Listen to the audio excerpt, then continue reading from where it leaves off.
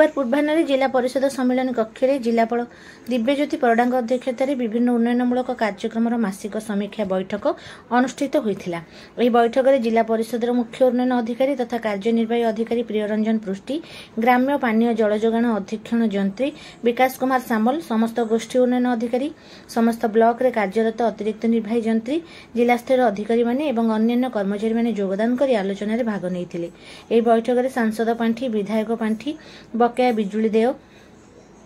परिमल समस्या, पर्यटन भित्तिभूमि गुड़िकर विकासमूलक कार्य, पानीय जल, विकसित गाँ विकसित ओडिशा, ग्रामीण आवास योजना, मनरेगा योजना, स्कूल भित्तिभूमि विकास योजना, मिशन शक्ति द्वारा परिचालित विभिन्न भित्तिभूमि निर्माण, 15तम केंद्रीय अर्थ कमिशन,